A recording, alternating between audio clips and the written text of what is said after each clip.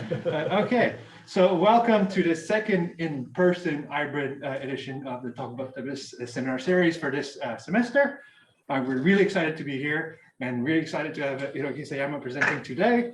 Before I do the introduction, just a few words. So this is the Talkboctopus seminar series organized by the Vermont Complex Systems Center. This is our fourth this semester, and we still have 4 more to come. So very exciting series. It's organized by Professor Alicia Patania, myself, Nicholas Roberts, Minister Rubinchuk, and Juniper Lovato. You can find more information about it on our website, vermontcomplexsystems.org, and on Twitter, UVM Complexity. As usual, the rules, so you've heard it, we're recorded. Normally, if you're in the room, you shouldn't be too much in the camera. If you're online, you can interact with us without your camera if you don't want to be recorded, and type in the chat. I will always repeat questions. One of the most important rules, this is like a fun, inclusive space, so be respectful of each other and the speaker always. And with these kind of out of the way, let me introduce the speaker. Professor Sayama has a storied career in complexity. He's currently a professor at Binghamton University, State University of New York, not too far away, 5 hours drive, which goes through funny towns called like Russia and Paradox. So he has many affiliations, most important of which he's an external faculty at the Vermont Complex Systems Center. So we're really excited to have him kind of in person visiting us. Also affiliated with Waseda University in Tokyo, in Japan, with the University of Commerce, the Department of Commerce. He's got his bachelor's, master's, and doctorate of science from University of Tokyo, a very nice university in Japan. And he's one of the truly like generalist complexity scientists. It's like Dr. Sayama's work in artificial life, network science, collective behavior, chemistry, and even complexity education. Those who have taken the MOX class have read his book, no doubt. He has 200 peer-reviewed papers, 90 alumni from his lab. I don't know how he finds the time to do all these things. And those who are on Twitter will know that Dr. Sayama live tweets kind of 24/7 the events in complexity, unfortunately speaking. And so you should do us a favor and basically live tweet this talk so that the coverage continues. Thank you. Thank you. Thank you very much, Yang Gab. So can you hear me okay? All right, good. Thank you very much. It's my pleasure to be here again. I have been coming to the UVM multiple times. Maybe this might be my 4th or 5th time. Every time I come here, I really enjoy this environment. You guys are enjoying really cheap gas price right now compared to New York State. So you should be really, feeling lucky about it. Okay. So I was actually surprised when Yang Gab mentioned that you want to hear something about artificial life. Which is my original research area. Although right now I'm more active in complex network science and the computational social science systems. So I understand. So you guys want to hear about old man's story about the good old days. So you asked for it. So I'm going to put a lot of classic stuff. So today this presentation is more or less like my intellectual rants. So all kinds of stuff about how you can make the things evolvable, right? So let's begin. So my objective is to illustrate many of the old and new research topics in this area, including my own, so that you can actually see the landscape and key ingredients of how to make the evolvable systems. Okay, I'm going to start by making clear that this is not about evolutionary biology. Okay, how things evolve? Well, everybody has studied this, so you know a lot of the biological knowledge about how the evolution works. However, if you want to make something evolving, that's a completely different story, right? So those are 2 fundamental differences between biological science and artificial life. Of course, they are related, but the basic approach is very different. Like you look at the bird, how they fly, that's one thing. But if you want to fly, you need to come up with a completely different design, right? Because we can't fly this way. So same thing applies to the making the system evolvable. Even if we have the good understanding how evolution works, if you are creating a system, it becomes really, really difficult. And this might be so not so intuitive because now we are surrounded by all kinds of evolving systems, including COVID-19 viruses, right? They keep producing new strains one after another. So it might actually look like evolution is so easy. It's not. And you realize the difficulty only when you start creating your own. So that's my topic here today, right? All right, and because that this is not a biology, I would like to start this talk from this guy. I hope many of you recognize this face, John von Neumann, one of the biggest scientists, mathematicians, and political scientists, etc., of the last century, right? So he made a lot of contribution to game theory, quantum physics, pure mathematics, etc. And one of his last research questions when he was late in his career was this. Most of the natural biological systems seems to show the increase of complexity over the time of evolution, starting from the unicellular organisms all the way to the humans and even more complex organisms, like some kind of plants and mammals, and they actually have the greater complexity than even humans. But looking at the artifacts, how the people actually build engineered product, the complexity seems to be always degraded, right? So you have the big gigantic factory that creates the complex motor vehicles, but the complexity between the producer and the producee, it's always getting smaller. And he wondered, is it the fundamental law, or is there any actual artifact you can create that can produce more complex stuff than the original form? So he tried to design such a concrete system by creating artificial life. That was back in the 40s, last century. So that's why he is often attributed as one of the founding fathers or mothers, depending on the gender, of the artificial life research, right? So he initially started by discussing some mathematical theoretical framework. So this is actually basic stuff. So if you only know all the materials, my apologies. But he first conceptualized how to create a self-reproducing machines by designing the two different components and they put them together. One is the interpreter of the description, like a genetic code. And then the interpreter reads the genetic code and then creates the actual product written in the description. That's the A in this diagram. Another part is the copier of the description itself. So you will copy not the instruction itself to create a duplicate, and they attach the duplicate instruction together with the product. So that's the basic design of the von Neumann's automata. And he showed that if you provide the description of this system, A plus B plus control C together as an instruction, then this will create a complete, self-reproducing machines without any vicious cycle, logically speaking, included in this. So he proposed this kind of logical framework, and then later he tried to create a more tangible mechanistic model in cellular automata. But this is a beginning. So he was working on this kind of stuff back in the early 40s, or late 40s, while he was working also on creating the atomic bomb. He's part of the Manhattan Project with scientists. Okay, so here's a quote from one of his lectures that he gave at the University of Illinois.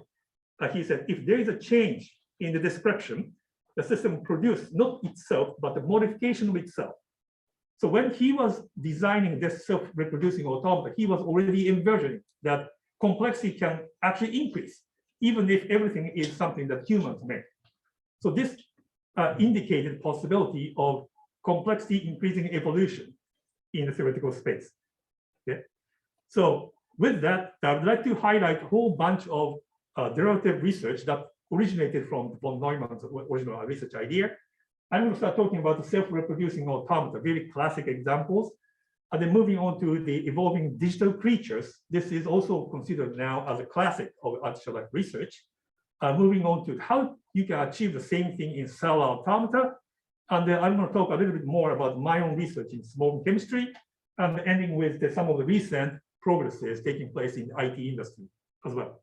Okay, and please feel free to stop me at any time, because I have too many slides. I don't think I can complete this talk within 1 hour, so I'll be happy to make this session more like a discussion based. Right, I'm going to begin talking about self-reproducing automata. This was my research area, so you will see me a little bit carried away talking about lots of nerdy stuff, so please bear with me. All right, so this starts with the complete specification of a self-reproducing automata, initially designed by John von Neumann, but he passed away before he actually completed this design, because, as I mentioned, he was involved in the development of atomic bombs. As the responsible scientist, he has to go to the experimental sites, and he gets exposed, by many radiations. So that's why he developed cancer. He passed away in 1957, I believe. But later on, his colleague Arthur Burks actually completed all the details, and now it's available even in the simulation code. So there's a software called Gali. Many people actually use this for cellular automata simulation. Let me just show you how complicated this is. This is a 29-state 5-neighbor cellular automata. Let me just go this way. You can download the Gali, by the way, for Linux, Mac, for Windows. So let's see here, this one, JVM. You can see, let's see, this one. This is, I don't know if you can see it. There's the same red line here, but you can zoom in. This is a crazy universe. If you zoom in, you will see the actual design. So this is the von Neumann's self-reproducing automata. You can run the simulation like this. Okay. You see the information propagating, right? It's a crazy stuff. Yeah, 20, now you see the tape is being copied up above, and then this actually takes a lot of time if you want to see the one full cycle of replication. But maybe I can show you another example. So this one is much easier. Yeah, to see. This is a simplified version, which is limited in terms of its capability. It's only focused on the self-replication, but still using the same cell automata. You see, now it creates the phenotype and also the information. This actually goes really, really long. It is also duplicated. You see, the instruction is copied and also executed.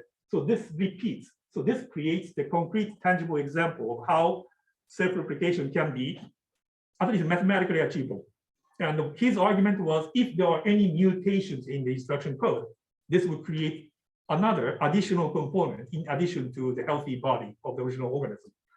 So this was designed and proposed back in the 40s and 50s, 60s, and then it became the real simulatable thing, much, much later. Let me just, yeah. Maybe we can remove the bar at the top so we Yep. can see that More, okay. and then you can go Hide video panel. Yeah. Hide the video panel. Nope, hide Floating Me- media. Yeah. this one. Okay, thank you. Fantastic. By the way, this is the Arthur Burks. You have a question from Okay. Thomas Mikani asked, All right. what's the difference between the This- second and the first one? Oh, the difference between the bigger one and the smaller one. Bigger one is actually a universal constructor. It has not only the abilities to not only do the self-replication, but also process any kind of stuff. So in some sense, the bigger one is actually the universal computer. The smaller one is to minimize its capability so that it only focuses on the self-replication to demonstrate the replication cycle in the meaningful time period. Okay, so, and I know that I'm speaking too much already. You can see the progress, right? So here. Okay, next phase, the Edgar Codd. So he is actually very well known in computer science as the founder of relational database. But when he was working, by the way, he was an engineer at IBM. He worked on his PhD at the University of Michigan under the advising of John Holland, the famous guy, genetic algorithm guy. So Codd actually worked on the simplification of the von Neumann's automata, and he successfully reduced the complexity of model from 29 state to just 8 state by using this kind of design. So I can show you this one more time. So here, let's see, patterns. The causal automata is also involved here. Let's see, which one? Maybe this one. Yeah, again, the macroscopic view is very hard to see, but if you zoom in this part, this is a causal automata. Let me run. Yep. So the color is not so good, but you see the information is copied, and if you zoom in, you see that this is actually this kind of the structure. Each wire is made of the one core and some sheet, so surrounding it. So by using this kind of architecture, the code was able to simplify the state space from 29 to 8. Again, this is actually computationally more intensive than von Neumann's one, because you need to have the much bigger space and much longer time steps. But anyway, so this is one example how you can create the information storage and the processing by using, the cellular state space, right? And then Game of Life happened. So the content automata was published in like 1968, and the Game of Life became a really popular thing. I don't think I need to re-explain this to this audience, right? It was the game changer. So everybody suddenly realizing the power of cellular automata. Many researchers start playing with this game, right? This was the picture I took myself, not myself, but when we organized the Artificial Life Conference back in 2014, we invited the John Horton Conway as one of the keynote speakers. He was living in the near Princeton in New Jersey, and he doesn't even use emails. He doesn't even take any train. So we actually sent taxi in front of his house, and basically we snagged him and then delivered to the conference site. So unfortunately, he passed away 2 years ago because of COVID, because he was living in the retirement home, and there was some collective infection. So that makes me really sad. But I still think that this is one of the most impactful events in the field of artificial life and computer science in general. Everybody looked at the complexity of such a simple mathematical game, right? And you can play the Game of Life by using Goalie. There are so many interesting examples. And this Game of Life inspired one person in particular, which is the Christopher Langton. He's the person who actually officially created the field of artificial life as the research community, as a journal, and a conference, right? So Langton took one piece of organ from the Edgar Codd's automata, this kind of stuff, tiny loop. Basically, he gave up the idea of universal construction and just focused on self-replication. And this creates a first example of the self-reproduction that takes place for multiple generations within a really simple computational task. So here's one example. Loops, Langton loops. Yeah, there you go. Yeah, let's run. So this is how it works.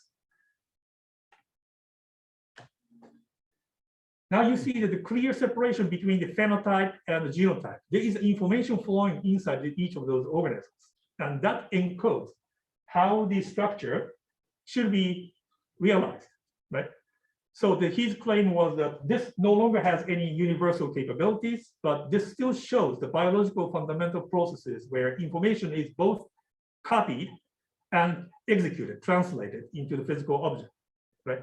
So this was also another really important moment where you can actually simulate the growth of the colonies by using cellular automata. That is basically the grandchildren of the John Boyman's machines, right?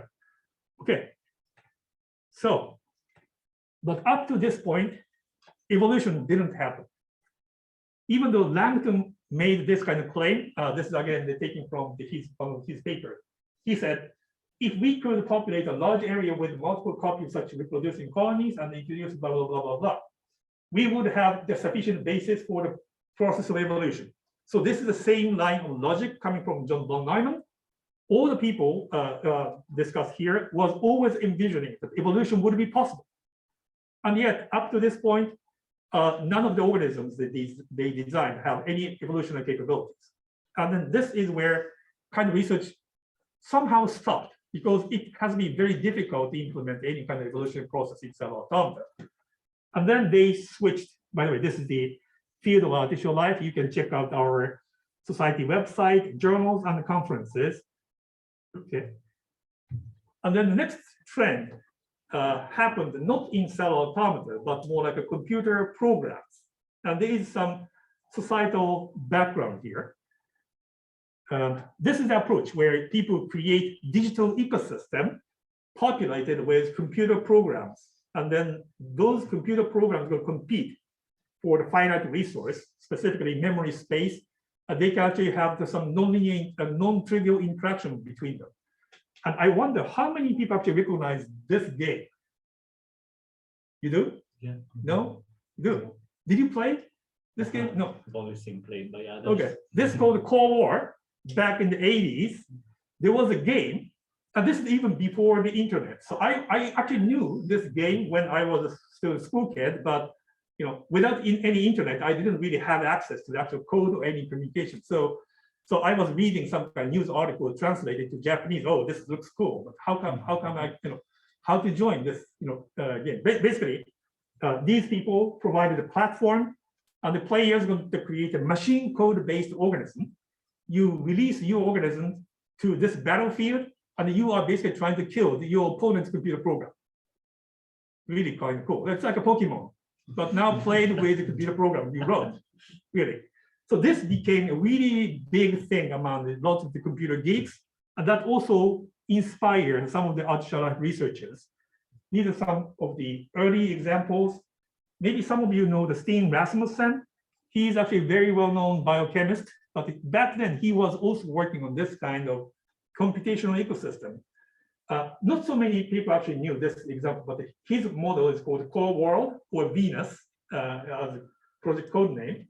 They created the scientific simulation platform based on the Core World. And the much more famous example is Tierra. So many people actually know Tom Ray's Tierra because there was a TV program featuring his invention. So both systems has finite memory size, and the organisms are replicating not just a pure copy and paste, but they actually execute all the instructions written in the computer program, and then copy one part each time to create the offspring, right? So there are mutations and errors or some kind of the strategies to play among the multiple organisms. So this created really interesting, tangible evolutionary systems in artificial life. So some of the examples. So this is a very famous example taken from the Tierra's, the instruction code. This is the initial organism. You populate the initial space with this ancestor. This basically does the following. You measure your size, body size, by looking at height and how many instructions are in your body. And you call this copy procedure. So this basically scans that region you specified, copy this to that part, and the one by one copying. And then once it's done, you split into two different organisms. And after Tom Ray ran this simulation for a certain period of time, this parasite emerges. Parasite basically is a program, shorter program that does not have the copying part anymore, but instead you exploit nearby organisms' copying process. So this way, you don't really have to have the longer body part, but you just copy the much shorter part, and they're exploiting others. So therefore, parasites emerge, they evolve really quickly, and the story does not end here. After the parasite dominates population, the hyperparasite actually emerges to even exploit the parasite. So this is kind of the really tricky part. So hyperparasite basically takes the execution pointer from the parasite, so that what it used to be the execution pointer of the parasite becomes your own. So that parasite remains just a dead body, and you are now taking their lives to replicate the hyperparasites. This kind of stuff happens without any central controller, which is one of the most surprising non-trivial ecological emergence that took place in the evolutionary system back in the 90s. So this is still the very classic example. I still remember watching the TV program, the featuring Tom Ray's Tierra. That was like a jaw-dropping kind of moment. And as you might know, I don't know why this keeps coming back. So let me, okay, yeah, all right. So there are many other variations derived from Tierra, such as Avida. This is very now well-developed software tools that are maintained by the people in Michigan. Michigan State University, Charles Oakley, Chris Adami, and many other people. This is basically a two-dimensional ecosystem of Tierra-like organisms. And there are other cases like amoeba. This one is less popular, but this one actually shows the spontaneous emergence of self-replicating programs from the primordial soup. This kind of really nice example. maintained by the Andy Pargalis. Other examples, the polyworld and GAMP, these are the example of the digital ecosystem that has a physical location in the two-dimensional continuous space where each organism has neural networks, not just a computer program. And those neural networks will dictate what kind of action each organism will take. So anyway, so all of them actually has the closed system in which organisms will compete against each other. And there is no fitness functions. And this is actually very different from typical evolutionary computation, where people assume some kind of function, and the evolution takes place to optimize that function. There is no such external selection criteria here. Everything is implicit, and therefore this is based on a natural selection, right? Even though this is taking place in the artificial ecosystem, right? So, hold on one second. Yeah, and the other examples. Because here you guys have the Josh Wongberg, so we definitely need to talk about this kind of evolution robotics stuff. This is a very famous Carl Sims blockies. It's a very famous example, right? So I'm going to skip the movie to the other part. This is back in the early 90s, and many of you might have seen this kind of films. So he created neural network-based control mechanisms of the simulated physics, and the animal bodies are simulated, operated by how the neural networks will send the signals to their body parts, and they can, he was able to evolve this kind of creatures by applying some traditional fitness functions. But what's interesting in this research is not just optimizing, but here you can let two organisms compete against each other. This time, there is no single fitness function, and the strategy space is wide open. So you just need to reach that green box quicker than your opponent. And then over time, this kind of adversarial, nowadays in the word adversarial is very popular in the machine learning, like a GAN. But in artificial life, this kind of co-evolutionary approach has been around for many, many decades. So it's nothing new to us. But you see some weird strategies coming up, right? So this actually illustrates the power of yeah, so this never ages. So it's so funny to keep watching this, right? And there's nobody who is designing those strategies. All the strategies are coming from the interaction. Yeah. This one. Yeah, this one actually tried to block the opponent, even that's the bullet. Yeah. And it's amazing. So just the adversary relationship between the two opponents, this actually creates a lot of behaviors.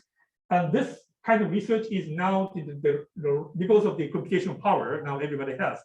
So the Takaya Arita and his team at Nagoya University in Japan, they now simulate the ecological version of the same stuff. Now you have a bunch of food sources, organisms are actually evolving within the physical simulator. So this is now possible, right? So anyway, so these are kind of examples of how digital organisms can be evolving in the closed ecosystem. And I'm going to come back to the cellular automata studies. This came after this success of Tierra and the similar digital organisms. Okay, so this is different from the typical evolutionary study of cellular automata. Often people refer to the evolution of state transition functions of cellular automata, like Melanie Mitchell and her colleagues has been working on this kind of stuff for many years. This is different. You have the fixed state transition functions, and you want to have organisms inside that universe to evolve in the most practical sense. And this is very difficult because you need to have the organism. What is it? And you need to let the self-replication take place. You need to have heredity, variation, and selection all included in the single finite cellular automata space. This has been very difficult. There were some earlier attempts made. One of the foundational work done was by Neil Barichelli. He was actually the colleague of John von Neumann. He was an Italian Norwegian scientist who had spent a couple of years at the Institute for Advanced Studies, where John von Neumann was working, and he took the night time of the precious computational resource back then in IAS to run what is now considered cellular automata. So this is the space-time diagram. You see that the horizontal axis is space, vertical axis is time progress. And what he discovered was by exploring many different state transition conditions, he discovered certain combinations of states tend to self-replicate. And he said this is the symbioorganisms because he considered each cell was the organism. But in the modern terminology, this could be the virtual state machine.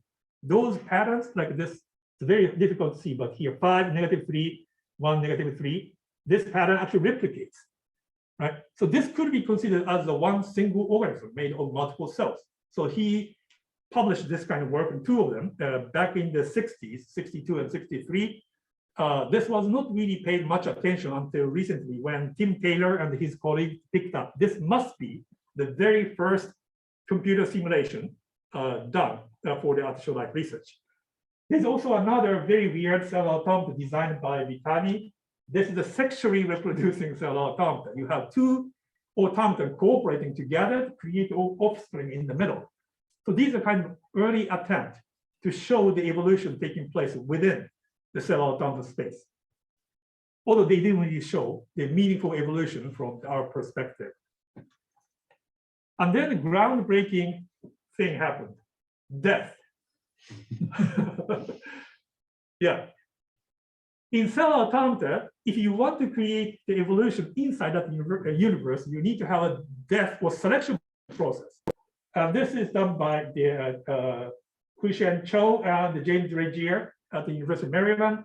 They published a couple of papers to show that by introducing the death state that spread over the contiguous region to eliminate any unsuccessful organisms, you can simulate some kind of ecological turnover. Although they didn't really simulate a natural selection process, it was more like a preset rules, and then the selection was taking place rather arbitrarily and artificially. And this was not really a successful demonstration of natural selection taking place in the cell automata. Although this is really important stuff because it highlights that death is really important, and you need to encode that explicitly if you want to have the system to be evolvable. I actually worked on some master's thesis myself in this topic, and also recently there is a publication by Josh Bongard and his colleagues, like Sebastian Ricci, on the importance of death for the evolvability. So this is also published just 2 years ago, right? And this is the kind of context where I worked on this stuff. Evoloops, or how I got my PhD or Doctor of Science, whatever, with some very weird research. So I was under pressure. I was already the 3rd year of my PhD. I have to finish, and I basically broke up with my past collaborators for whatever reason. So I already have the wife and kid. You need to get a job, right? And even to make things work, my wife told me, you have to go to the United States. You shouldn't just get the job. This is on tape. I said it, sorry. But so what should I do?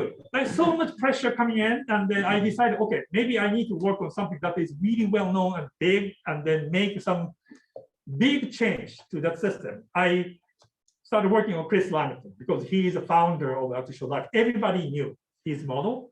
So basically, I tweaked his model, self-reproducing loops, introducing 3 factors. One is to implement death, just like the previous slide mentioned, although I came up with the idea independently from the Cho and the Regier's work. And the second, you need to tweak a lot about state transition rules to make the modified structure to be robustly functioning. And this is really a challenge. Any cell automata rules are actually very brittle. It's very fragile to modification. So you need to make a lot of patches so that the physics continue to work. Okay. And finally, I made some minor modification to initial state so that you can get this kind of behavior. Okay. Again, this is entirely in the finite state deterministic cell automata model. It's 9 state, 5 neighbors. Let's see. Here you go. Yep. Okay. Let's run this thing.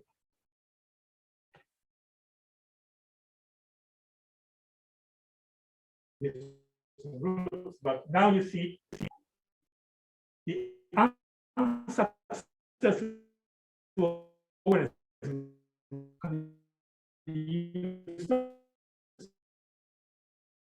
no random from the direct interaction between, and that's more you're going to use a different type. So eventually, system actually get converged to this kind of really small, fast in replication. So this is how I get my PhD, and it's kind of weird thing. When you were working on computer science PhD, nobody, no faculty would have known what I was doing. So my advisors gave me just this desk space in computer. Hiroki, you can sit here and you can do whatever you want. Thank you, sir. And I worked on it. I didn't even know the journal articles I published was all single author. So it's kind of a weird thing. But anyway, so this system actually showed for the first time the natural selection-based evolution that takes place in the deterministic cellular automata. Okay? And I'm really aware of the time. So this work also shows that a lot of complexity exists. It's not just reducing size, but one of my colleagues, Chris Salzberg, and myself actually worked on the more detailed genetic analysis. I can just show you this experiment. So this is the same system as the evolup I just showed you, but now you can sequence its genes. So now you see the simulation taking place, but every slice of the visualization is analyzed by the image analysis. You can detect which part is a living organism, and you can see its genotypes. It's actually very diverse. You see different sizes and the content of each of the information. It actually keeps changing. So this actually revealed a lot more genetic diversity than what it was originally thought. And then there's also the fitness function you can reconstruct from the simulation. So what is happening? So it actually keeps increasing the competitive advantage of the one particular type against all the others. So it actually keeps growing more and more robust. So this is actually not expected, but even in such a simple cell automata system, you can have this kind of really complex evolution process. Yeah. Can you say a little bit more about the fitness function? Is it just you compute it from how much organism replicate? Yeah. So fitness function is actually retrospectively reconstructed. There is no fitness function in the system, but you want to make sense, right? Okay. Here's what's happening. Let's come up with some metric that actually keeps increasing over time. So we checked. I forgot the detail because there's so many years ago. But basically, how strong, how competitive your species is against all the other possible species. So that way, it's kind of the average fitness, but you can compute that kind of quantity from the experimental data. So kind of similar to what biology does, right? So here you have the reality, you have the physical law, and you observe how the things are happening, and you try to make sense of what's happening, right? All right. So anyway, so we have. I'm going to skip some of the details here. We did even some network-based visualization of evolution process back in 2006. And this is a paper that we published in Complexity. This shows the many different types emerges even within such a small deterministic universe. You see the many species keep coming in and they take turns. It's very interesting. All right. So there are many other examples of the evolving cellular automata after the publication of work, including this one. This was my favorite. So this is the fifth generation from the John Boynerman's research. Chris Nehanev and Nick Ollos, they created a sexy loop. And this name is a little problematic. You Google it and you might see something really weird. But anyway, so what they did was two loops colliding to each other, they exchange genetic information. And the offspring might be the mixture of two parents. So this is also available. So it's very interesting work and many other stuff. Right?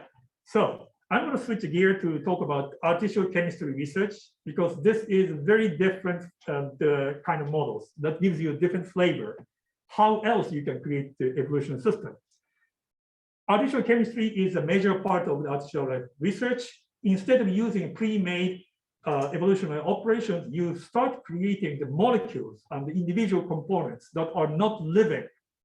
And you want to reconstruct lifelike behavior from the interaction of those chemical elements. In some sense, cellular automata is one of such examples, but you can also simulate more direct molecular behaviors. Some early attempts in such artificial life chemistry models include the simulation of the self-replication of molecular artificial structures. So in this case, you can encode some kind of the bit strings in the molecular simulation, either in the discrete grid type of space or continuous molecular simulation type of space. And you can replicate their structure like a 01011, replicate successfully in this system. So it's not quite evolutionary. Or another example, Tim Hutt, my favorite researcher, he even simulated self-replication cellular structures based on the instruction here. And what I did was to remove those physical bonds. Typically, you assume the molecules are to be made by physical rigid bonds. But what if the organism itself is just a collective pattern formation process? So we took this swarm approach. So here's what you see. Sorry, hold on one second. Swarm chemistry, this basically simulates the collective swarm behavior. This is something I presented at the UVM many years ago. You can mix two types here, maybe this. This is the interactive simulation. Now you can start to see the formation of the interesting self-organizing patterns. Yeah, maybe I can mix this. So this is one example. This is 2D. You can also do the 3D version. By the way, all the codes are available on the website. So here and this is not so interesting. Yeah, like this. Oh, this is not so good. I'm trying to show some really exciting pattern. Never mind. But if you let the students play with this kind of system, either 2D version, 3D version, you can see really interesting organisms coming out. So what we did with this basic framework is to make those systems evolvable. So in this case, again, there is no fitness function. The basic process is all down to the particle level physics. When two particles collide to each other, they exchange information. Information is copied from one side to another. That information is basically the parameter settings of how each particle behaves. So one example, these are the examples automatically detected by having those particles exchange behavior information. So keep in mind, there is no evolution taking place in the traditional sense. In each of those simulations, you always have 10,000 particles, no more, no less. The number of materials are always conserved. The only thing that is changing is basically the information spreading from one particle to another. And you see very interesting behavior happening, right? So this is the informational evolution taking place on top of the fixed number of particles or materials. In some sense, the biology is also doing the same thing. We have the fixed number of carbon and the oxygen and the hydrogen atoms. They are just changing combinations. And something very similar is happening. You can see this must be the organism. That one is organism. You see the ecological chasing behavior. This structure was eaten by some structures. You can talk about lots of features, but everything is taking place only at observational level. Down to the particle level, it's just doing exactly the same thing all the time. Move based on parameter settings. When you collide with another, based on some kind of physics criteria, one parameter setting is copied to another. That's all, right? So this is called evolutionary swarm chemistry. And because I was a big fan of John Horton Conway, when he passed away, I created this film. And I don't really have time to play this, but this is a simulation of evolutionary swarm chemistry based on his name, John Horton Conway, as a string, as a random seed number. So this is how I can express my appreciation to his contribution. You can watch this later. All right. We will share your slides online. Oh, yeah, I will share the slides. Okay. By the way, the one thing, interesting thing, this is a kind of corollary coming from this evolutionary swarm chemistry. If you do the same simulation in 3D, turns out that the evolution is much, much slower and less interesting in three-dimensional space compared to 2D ones. So you can also watch the simulation examples of 3D and 2D. Our speculation here is that if you have the three-dimensional space, and this is coming from physics, the probability of encounters of two particles is fundamentally less than the 2D case, right? It's like a random walk in the 3D space is qualitatively less frequent than 2D. So if the evolution requires the physical contact of entities, you need to have a constrained two-dimensional surface. That's kind of hypothesis we came up with. So that makes sense. Biology, takes place on the surface of planet, not necessarily in the vacuum in the space, in the universe. So this might be the reason why we are so confined in the surface area of the any kind of physical planet. Anyway, yeah. And other things we did for the swarm chemistry study is to automate the detection process, because if you run a lot of large-scale simulation, you really cannot keep watching and counting which organisms is what. So you need to have some image processing type of stuff here. This is what we did a couple of years ago. For every snapshot of simulation, you do the image processing that they identify interesting regions and they automatically harvest what kind of spatial patterns arose. So this is a little bit more like an objective way to identify which part is considered as an organism and how those organisms change their shapes over time. So without much detail, so these are the kind of long-term simulation we conducted for this paper. 6 simulation runs, much sped up, so much really long simulation runs. But you see, there are some patterns you see. In most of the simulation runs, in this particular setting, you see the really big cloud emerging. Because in this simulation, every once in a while, the environment is receiving some external shock. So in order to be tolerating those shocks, you need to evolve that kind of cloud type of structure. And thanks to the automated harvesting, we can also get this kind of collection. This is only just hand-picked example, but the truth is that we have like thousands or even tens of thousands of those organisms harvested. If you change the environmental settings, this is much severe environment. You see the qualitatively different evolution happens. Now you see a much more multi-core cellular structures emerging because the environment is much harsh in this case. We don't really have a clear explanation. By the way, you see also some static clusters emerging in the middle and the border. So this is not the artifact.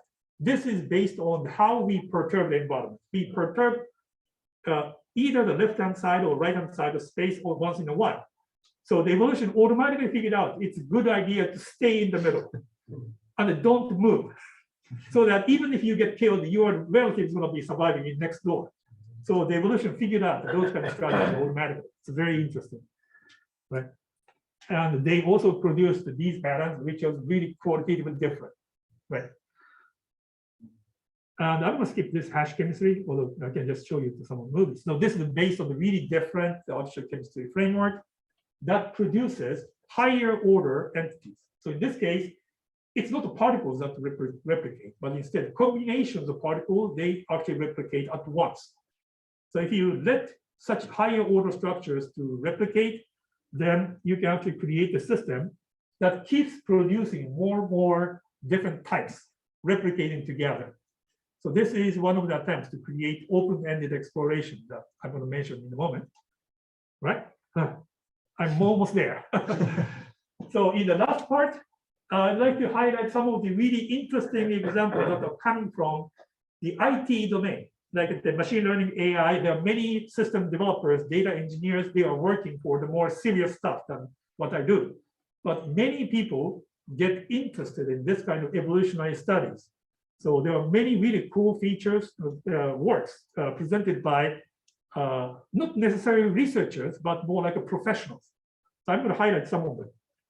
And one classic example is still, this is coming from research community, Ken Stanley, Joe Lehman, and Lisa Soros. They are all very well-known AI researchers. They're also part of the artificial life community.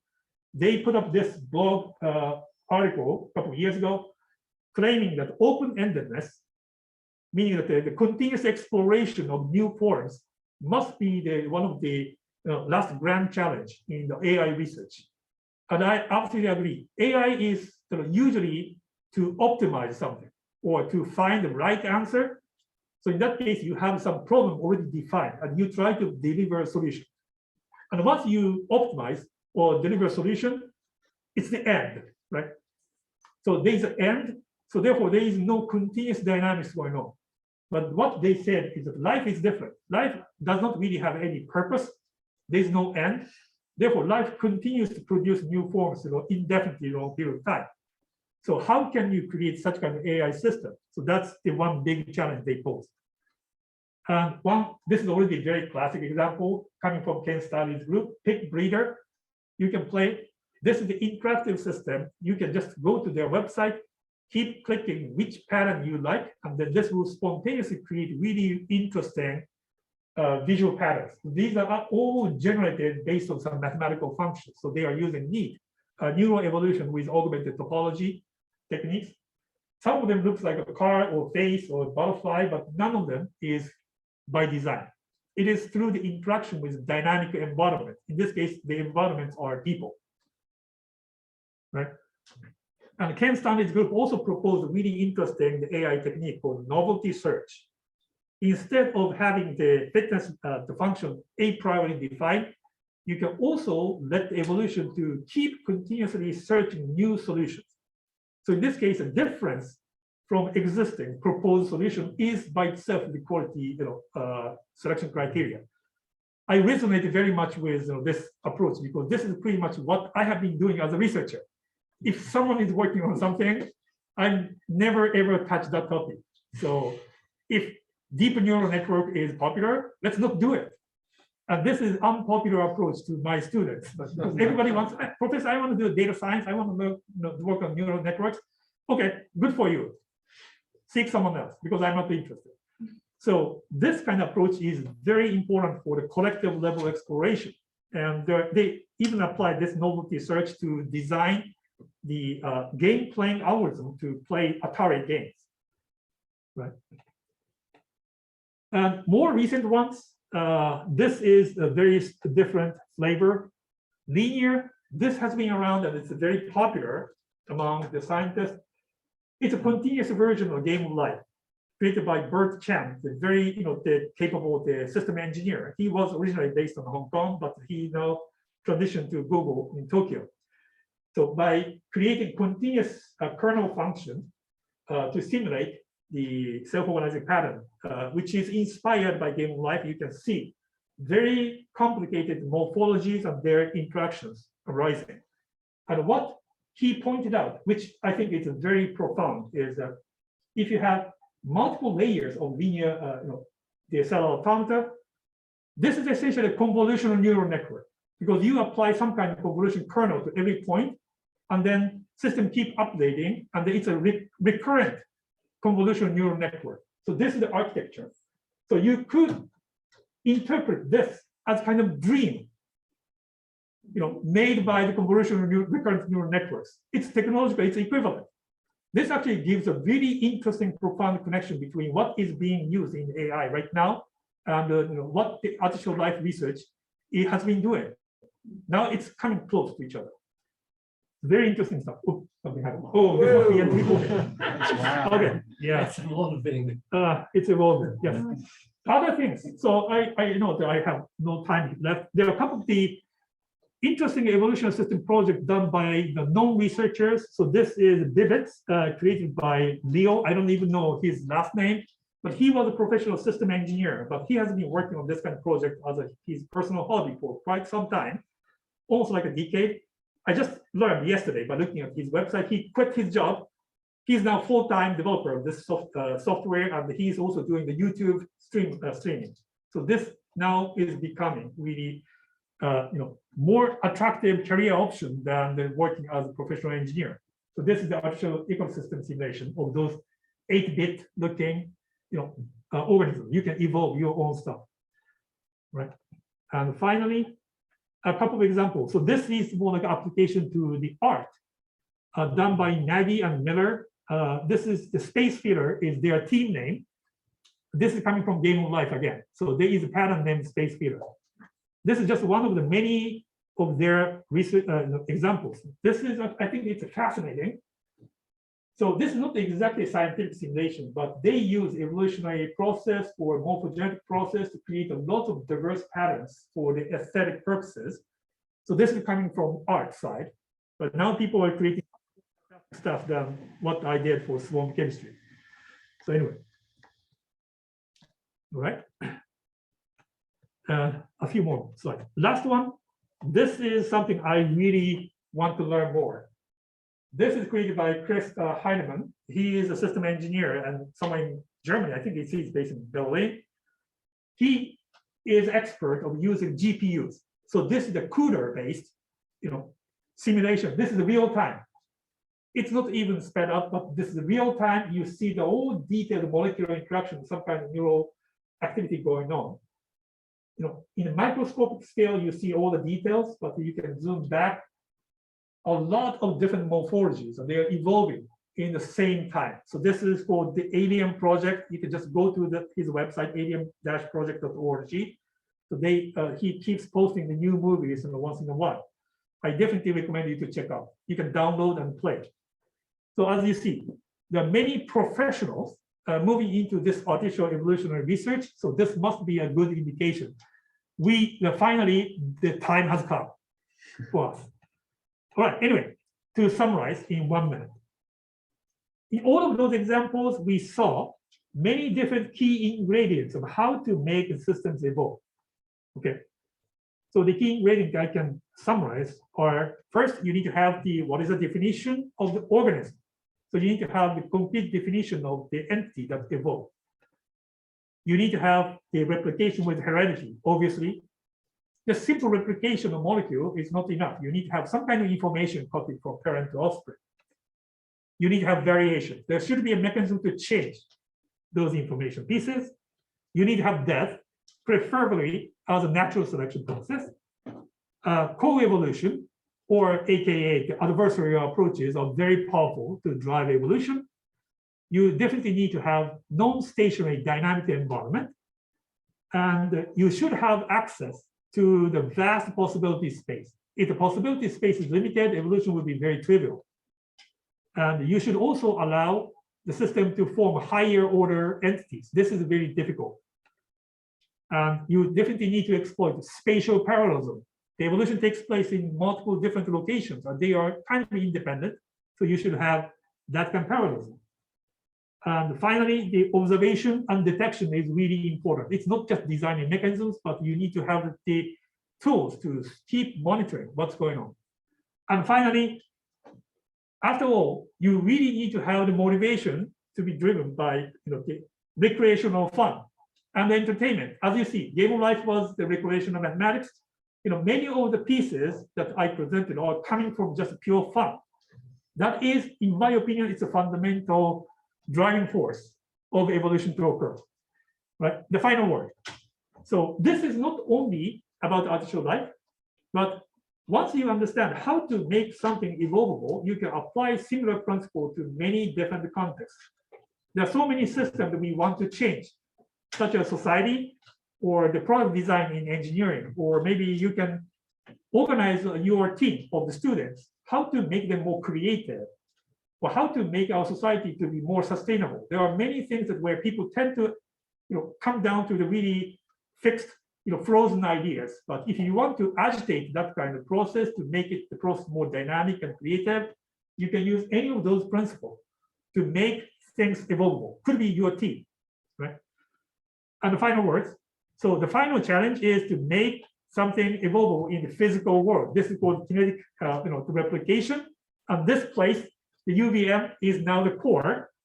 Let's make Xenobot evolvable in the next round, and then we can dominate the world. Okay. Thank you very much. That's it.